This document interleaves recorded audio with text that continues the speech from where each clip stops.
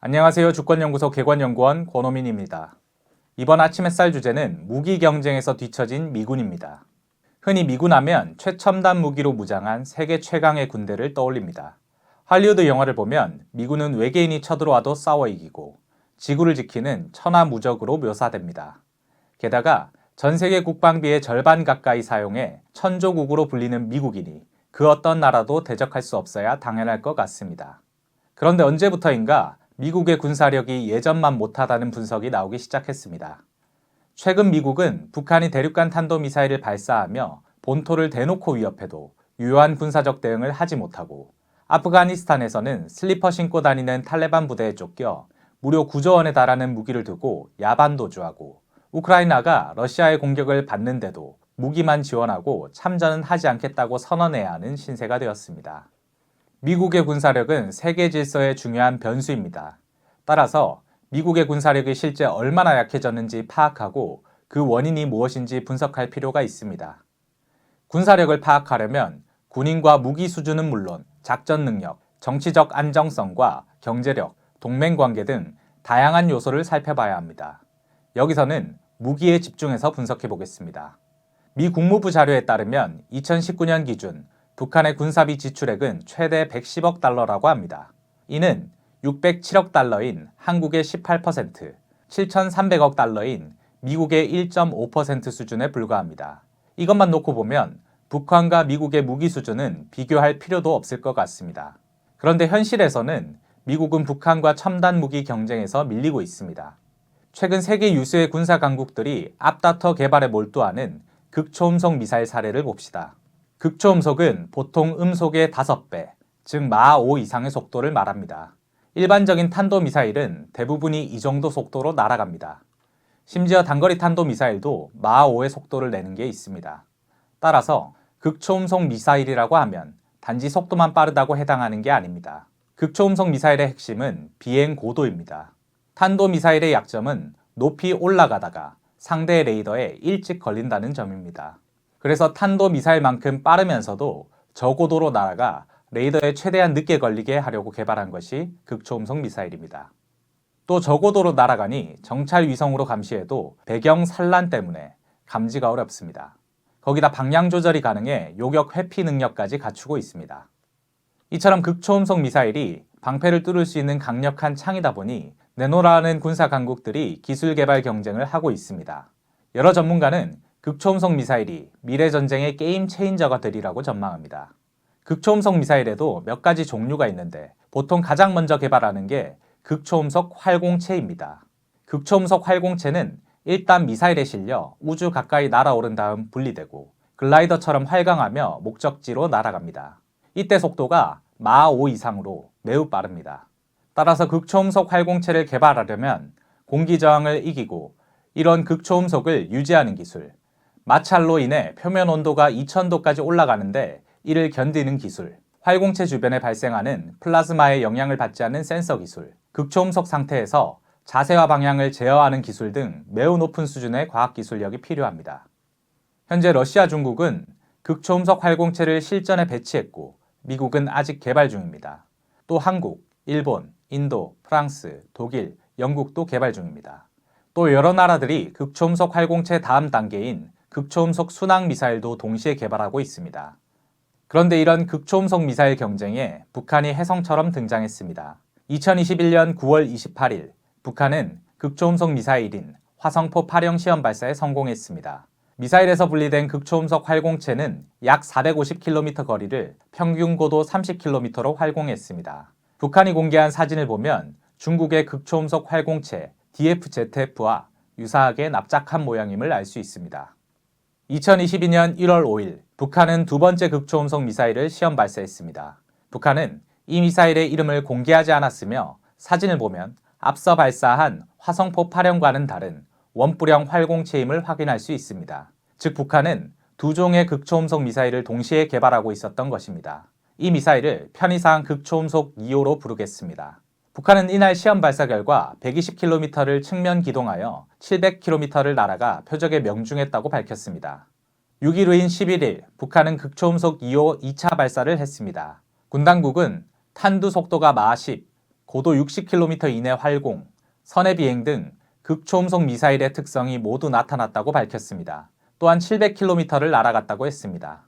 반면 북한은 600km 밖에서 활공체가 분리되어 활공 제도약과 240km 선의 비행을 거쳐 1000km 떨어진 표적을 맞췄다고 했습니다. 북한의 발표가 사실이라면 군 당국은 극초음속 2호가 활공 제도약을 할 때쯤 추적에 실패한 것으로 보입니다. 북한은 이날 시험을 최종 시험 발사라고 하여 이후 극초음속 2호의 대량 생산과 실전 배치가 있을 것임을 암시했습니다. 권영수 전 국방대 교수는 북한이 앞으로 한두 번 더 시험 발사를 한 뒤 극초음속 미사일 실전 배치를 선언할 수 있다라고 우려했습니다. 그런데 일각에서는 2021년 10월 11일 개막한 북한의 국방발전 전람회에 전시된 사진을 토대로 북한이 극초음속 2호를 비공개로 2차례나 시험 발사했다고 주장합니다. 이게 사실이라면 이미 4차례나 시험 발사를 했다는 것이고 실전 배치도 가능할 수 있습니다. 그리고 예상대로 북한은 2022년 4월 25일 열병식에서 극초음속 미사일 2호를 대량으로 생산하고 있음을 드러냈습니다. 반면 미국은 일찍부터 극초음속 미사일 개발에 뛰어들었으나 실패를 거듭하고 있습니다. 미국은 국방고등연구계획국과 공군 펠컨 프로그램, 육군사령부의 고등 극초음속 무기 개발, 육해군이 공동 개발하는 공동 극초음속 활공체, 공군의 극초음속 타격 무기와 공중발사 신속 대응 무기 등 여러 극초음속 미사일 개발을 시도했습니다. 펠컨 프로그램으로 개발된 HTV-2는 납작한 세모골 활공체로 2010년 4월 22일과 2011년 8월 10일 두 차례의 비행시험 모두 실패했습니다. 비슷한 형태의 활공체인 AHW는 2011년 11월 17일 첫 비행시험에서 3,700km 떨어진 목표물을 타격하는 데 성공했습니다. 그런데 2014년 8월 25일 두 번째 비행시험에서 발사 직후 비행 제어에 실패해 자폭시켜버렸습니다. 원뿔형 활공체인 CHGB는 2021년 10월 첫 실험에 나섰으나 추진체 오작동으로 아예 점검도 하지 못했고 2022년 6월 실험에는 중간에 이상이 생겨 실험을 완료하지 못했습니다. 이에 따라 올해 실전 배치하려는 목표는 2024년으로 미뤄야 했습니다. HCSW는 예산 문제로 중간에 중단하였고 ARRW는 2021년 세 차례 시험 비행에 실패한 끝에 2022년 12월 9일에야 ARRW 최종 시제품 발사에 성공했습니다. 이처럼 북한은 2022년 1월에 극초음속 미사일 최종 시험을 끝내고 대량 생산에 들어간 반면 미국은 2022년 12월에야 처음으로 시험에 성공했습니다. 시험을 반복해 안정성, 신뢰성을 확보한 뒤 대량 생산을 해서 실전 배치하려면 아직도 시간이 더 필요한 것입니다. 극초음속 미사일 경쟁에서 미국이 북한에게 밀렸습니다.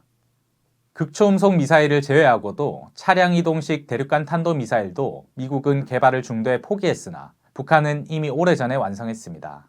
또 북한은 미국에 없는 저수지 발사 탄도미사일이나 철도 이동식 탄도미사일 같은 무기도 개발했습니다. 이런 무기들은 다양한 전술 운용을 가능하게 합니다. 물론 북한이 몇 가지 첨단 무기 개발에서 미국을 앞질렀다고 해서 전체 군사력까지 앞선다고 보는 건 무리라고 얘기할 수도 있습니다. 여전히 미국은 전반 무기 분야에서 훨씬 다양하고 성능 좋은 무기를 가지고 있으며 전체 무기 비축량도 더 많다고 할 수 있습니다. 그러나 군사과학기술 강국만이 개발할 수 있다던 극초음속 미사일을 비롯한 첨단 무기 분야에서 북한이 앞선 현실은 미국의 첨단 무기 개발 분야에서 심각한 허점이 있음을 말해줍니다. 게다가 인류전쟁 역사를 보면 한두 가지 첨단 무기가 승패를 가르거나 전황을 뒤바꾸는 경우도 쉽게 찾아볼 수 있습니다. 기원전 1680년 패권국 이집트를 무너뜨린 힉소스인의 전차, 임진왜란 때 활약한 신기전기 화차와 거북선, 1898년 500명의 영국군이 1만 4천 명의 수단 무장 세력을 단 40분 만에 제압하게 만든 기관총, 1차 세계대전 한복판에 등장한 영국군의 신무기, MK1 전차 등 신무기가 전쟁에서 결정적 변수가 된 사례는 얼마든지 있습니다. 미국은 러시아, 중국과의 첨단 무기 경쟁에서도 밀리고 있습니다. 1991년 소련이 해체된 이후 러시아 군사력은 소련 시절에 비해 40% 이상 무너졌다고 합니다. 무기는 낡았고 군대는 비참한 수준이었습니다. 돈이 필요해 다른 나라의 무기를 헐값에 팔아치우기도 했습니다. 당시 한국도 러시아 무기를 빚대신 받을 정도였습니다. 소련이라는 견제국가가 사라지자 미국은 2002년 군비 경쟁 방지 장치였던 탄도탄 요격 미사일 제한 조약을 깨버렸습니다. 이때부터 러시아는 미국의 군비 증강에 대응한 첨단 무기를 개발해야만 했습니다. 2018년 3월 1일 블라디미르 푸틴 러시아 대통령은 연례 국정연설을 통해 개발 중이거나 실전 배치를 완료한 슈퍼 무기들을 소개했습니다. 푸틴 대통령은 미국과 러시아 사이에 군비 경쟁이 다시 시작된 것은 미국이 옛 소련과 체결한 ABM 조약에서 일방적으로 탈퇴했기 때문이다 라고 주장했습니다. 전문가들은 만약 푸틴 대통령이 소개한 무기가 모두 개발된다면 미국에 큰 위협이 될 것으로 전망했습니다. 하나씩 소개드리도록 하겠습니다. 먼저 세계 최대 대륙간 탄도미사일 사르마트입니다. 사르마트는 고정 발사대에서 발사하는 세계 최대 대륙간 탄도미사일로 사거리 18,000km에 5톤의 탄두를 장착할 수 있습니다. 750킬로톤 핵탄두 10개부터 전술 핵탄두 24개까지 탑재할 수 있습니다. 사르마트 한 발로 프랑스 전체를 초토화할 수 있다고 합니다. 푸틴 대통령은 당시 사르마트 시험 발사에 성공해 본격적인 실전 배치를 앞두고 있다고 하였으며 2020년 실전 배치가 끝났습니다. 두 번째는 군사 전문가들이 가장 큰 관심을 보인 핵추진 순항 미사일 브레베스트니크입니다. 이 미사일은 사거리가 무제한이며 예측하기 어려운 비행 경로로 사실상 요격이 불가능한 무기입니다. 푸틴 대통령은 이 미사일이 원자로를 장착한 전략 핵미사일이라고 했으며 2017년 말 시험 발사에 성공했다고 밝혔습니다. 1960년대 냉전 시기 미국과 소련은 핵추진 순항 미사일을 경쟁적으로 개발하려다 중단했습니다. 이 미사일의 기본 원리는 핵 연료봉으로 공기를 뜨겁게 달고 내뿜어 추진력을 얻는 것으로 제트 엔진의 일종으로 볼 수 있습니다. 그런데 당시 기술력으로는 방사능 오염 문제를 풀 수 없었고 결국 미국과 소련은 핵추진 순항 미사일 개발을 포기했습니다. 그런데 푸틴 대통령은 이 미사일을 설명하면서 미사일 내에 소형 원자로가 있어서 전기를 이용해 날아가는 것처럼 설명했습니다. 현재 과학기술에는 미사일처럼 무겁고 빠른 비행체에 적합한 전기 추진 기술은 없습니다. 푸틴 대통령이 기술적으로 부정확한 표현을 한 것인지 아니면 러시아가 아직 공개되지 않은 미지의 추진 기술을 개발했는지 알 수 없습니다. 러시아 핵무기 전문가인 파벨 포드비이는 그동안 의구심을 가져왔지만 유튜브를 통해 연설과 동영상을 보면서 푸틴의 말이 맞는다고 판단한다 라고 했으며 미 랜드 연구소의 에드워드 가이스트 연구원도 큰 충격을 받았다. 러시아가 과장하고 있지 않다는 생각에 이르렀다 라고 말했습니다. 세 번째는 포세이돈입니다. 대륙간 핵추진 수중 드론 포세이돈은 핵탄두를 탑재한 채 심해에서 잠수함이나 어뢰보다 훨씬 빠른 속도로 사실상 무제한 거리를 이동할 수 있는 무기입니다. 주로 해안 도시나 군항을 목표로 할 것으로 보입니다. 미 CIA 출신 전문가 잭 캐러벨은 핵탄두를 탑재한 이 수중 드론은 미국 등 서방에 맞선 러시아의 공격적이면서도 혁신적인 군사 능력을 잘 보여주는 사례로 서방의 해군 시설물들이나 해안 도시들에 가공할 만한 타격을 줄 수 있는 메가톤급 핵탄두 위력은 더욱 위협적이라고 평가했습니다. 포세이돈은 개발 과정에서 정보가 노출되기도 했는데 그 위력에 많은 전문가가 충격에 빠질 정도였습니다. 2015년 11월 러시아 방송에 노출된 해양 다목적 시스템 스타투스 6이라는 개발명의 어뢰 정보를 보면 사거리는 1만 킬로미터, 위력은 100메가톤이었습니다. 100메가톤이면 인류 역사상 가장 강력한 폭탄이었던 차르본바의 2배 가까이 됩니다. 충격을 받은 미국은 이 어뢰가 해안 도시인 뉴욕시에서 폭발할 경우를 모의 시험해 보았는데 무려 800만 명이 사망하는 것으로 나왔습니다. 2018년 공개할 때는 폭발력이 수십 메가톤으로 줄었습니다. 하지만 미국이 보유한 가장 강력한 수소폭탄의 폭발력이 1.2 메가톤임을 감안하면 여전히 너무 큰 폭발력을 가졌다고 할 수 있습니다. 러시아 타스 통신은 1월 16일 포세이돈의 첫 번째 생산을 마쳤으며 핵잠수함 벨고로드에 공급될 것이라고 보도했습니다. 이 잠수함에는 8대의 포세이돈을 탑재할 것으로 알려졌습니다. 네 번째는 극초음속 미사일 킨잘입니다. 2017년 12월 실전 배치되었으며 우크라이나 전쟁에서 실제 사용된 킨잘은 이스칸데르 탄도미사일을 개조해 공대지 미사일로 만든 것입니다. 사거리가 3,000km가 넘고 속도는 마하 10 이상입니다. 푸틴 대통령은 세계에 유사한 체계가 존재하지 않는 고정밀 극초음속 항공 로켓 복합체라며 대한미사일로 사용될 정도로 정밀하다고 소개했습니다. 마지막 무기는 극초음속 활공체 아방가르드입니다. 푸틴 대통령은 아방가르드를 운석이나 불덩이처럼 표적을 향할 수 있는 미사일이라고 소개했습니다. 푸틴 대통령은 이 미사일을 대륙간 탄도미사일이라고 불렀으나 엄밀히 말하면 다른 대륙간 탄도미사일의 탄도에 실려 발사되는 극초음속 활공체라고 해야 합니다. 러시아는 여러 다른 대륙간 탄도미사일에 아방가르드를 실어 시험 발사했습니다. 아방가르드는 최대 마하 27의 속도로 날아가며 여기에는 수백에서 2,000킬로톤의 핵폭탄이 실립니다. 2018년 양산에 들어갔으며 2019년 실전 배치되었습니다. 이 밖에도 스트램제트 엔진을 장착해 마하 7에서 8의 속도로 날아가는 세계 최초의 극초음속 순항미사일 치르콘, 드론을 격추하고 인공위성을 무력화하는 레이저 무기 페레스베트 등도 모두 실전 배치되었습니다. 그럼 지금부터는 미국의 무기와 비교해 보도록 하겠습니다. 미 의회연구원은 2021년 7월 9일 발간한 연구 보고서에서 미국의 극초음속 미사일 개발이 2000년대부터 시작되었으나 경쟁국인 러시아와 중국의 비교시 뒤떨어졌다고 평가했습니다. 극초음속 미사일뿐만 아니라 여러 첨단 무기 개발에서도 뒤처진 상황입니다. 앞서 소개한 무기들은 모두 미국이 개발에 실패했거나 개발 시도조차 하지 않은 것들입니다. 같은 기간 미국이 개발한 무기 가운데 러시아보다 더 우수한 무기라고 할 만한 게 거의 없습니다. 미국이 자랑하는 대표적인 최신 무기는 F-35 스텔스 전투기, 무인기, 사드 정도입니다. 그런데 F-35는 첨단 무기가 아닙니다. F-35는 미국이 2015년 처음으로 실전 배치한 신형 전투기지만 F-22의 저가 수출용 모델로 개발된 무기로 성능은 더 떨어집니다. 러시아는 F-22의 대항마로 Su-57을 개발했으며 F-35의 대항마로 Su-75를 개발하는 중입니다. 이들은 미국 전투기에 비해 성능은 비슷하거나 더 우수한데 가격은 절반도 안 됩니다. 미국의 무인기는 정찰과 테러에 주로 쓰이는데 적의 요인 1명을 제거하는데 100명이 넘는 민간인을 오폭으로 죽이는 학살 무기입니다. 게다가 미국이 극비리에 운용하던 스텔스 무인기 RQ-170 센터널, 이른바 칸다하르의 괴수가 이란의 전파 조작으로 납포되는 충격적인 사건이 발생했습니다.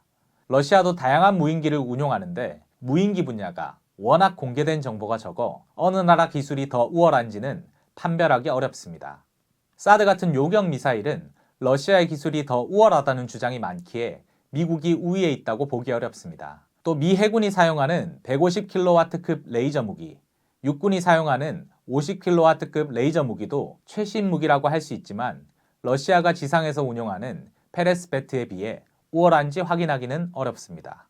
그나마 러시아에 비해 미국이 비교 우위에 있다고 보였던 레일건은 16년의 노력 끝에 2021년 개발 중단을 선언하면서 물거품이 되어버렸습니다. 이처럼 미러 사이의 첨단 무기 개발 경쟁은 미국이 ABM 조약을 파기하면서 불을 붙였지만 정작 20여 년이 지난 지금 평가해보면 미국이 아닌 러시아가 승리한 것처럼 보입니다.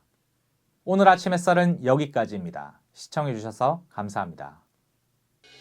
2018년 세 차례 남북 정상회담이 있고 나서 김정은 국무위원장을 직접 만나본 사람들의 여러 이야기를 들을 수 있었습니다. 하지만 한 사람을 한두 번 만나서 그 사람의 참모습을 다 알기란 쉽지 않습니다. 여기 김정은 국무위원장과 오랜 시간 함께한 친구들의 이야기를 들어봅시다.